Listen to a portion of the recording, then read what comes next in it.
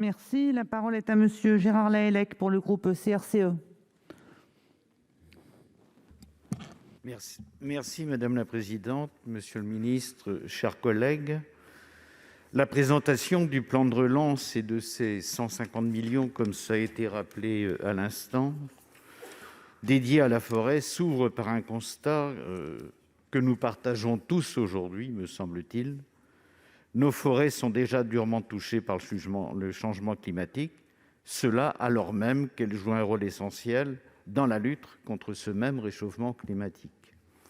Il nous est dit qu'il est impératif de financer l'amélioration, la diversification et le renouvellement des peuplements forestiers afin de favoriser une meilleure résilience des écosystèmes forestiers, tout cela dans le respect d'une gestion durable et multifonctionnelle de la forêt. Nous sommes, je le pense, là aussi, tous d'accord. Depuis pourtant de nombreuses années, l'ONF, qui est l'outil historique de cette gestion durable et multidimensionnelle, ne cesse d'être fragilisé, malmené même, et est aujourd'hui en voie de privatisation. Merci, monsieur le ministre, merci vraiment d'avoir bien voulu rappeler dans votre intervention liminaire que l'ONF est un bien précieux. Merci de l'avoir dit. Mais pourtant, nous constatons que les coups de rabot budgétaires, la fragilisation des recrutements dans l'ONF, qui est aujourd'hui d'ailleurs mis en cause, s'accompagnent aussi d'une tentation de généraliser la possibilité de recrutement d'agents contractuels de droit privé. Ainsi donc, depuis 3 ans, les concours de recrutement des techniciens forestiers fonctionnaires sont bloqués et les postes de garde forestiers sont affectés massivement à des contractuels. Enfin, le gouvernement a annoncé un plan de soutien à les filières bois, mais ne prévoit aucune augmentation du budget de l'ONF, pourtant en déficit structurel depuis plusieurs années. La conséquence de ces politiques est un affaiblissement de la protection des forêts.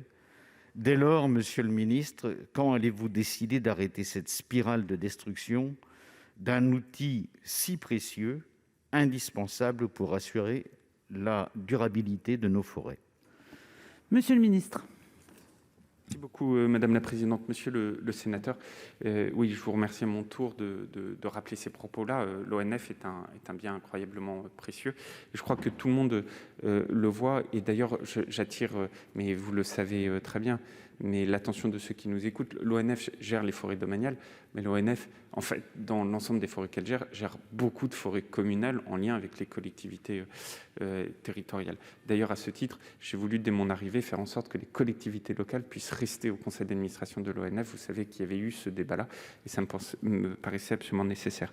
Sur les 3 points que vous évoquez, en fait, les financements qu'on doit octroyer à l'ONF, ils sont importants. Ils doivent prendre en compte, effectivement, la situation financière actuelle de l'ONF et que vous avez rappelé. Aujourd'hui, il y a d'abord le budget national que je vous présente, et le programme 149 qui vient financer l'ONF est en augmentation pour l'ONF.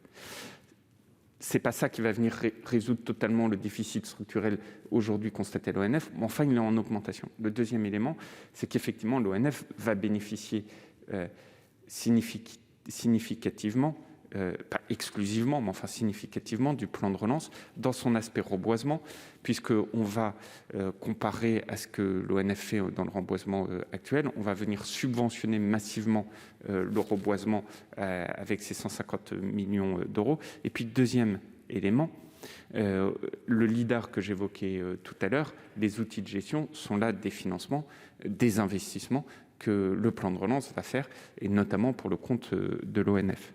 Le troisième élément, c'est effectivement la question du schéma d'emploi et la question que vous évoquez sur le statut. Il y a eu beaucoup de débats sur ce sujet dans la loi ASAP. Comme vous le savez, aujourd'hui, l'ONF a déjà près de 40% de personnes sur droit privé. Je crois qu'il ne faut pas les opposer les uns aux autres, et je terminerai une nouvelle fois en leur rendant hommage. Merci. La parole est à Monsieur Jean-François Longeot pour le groupe UC.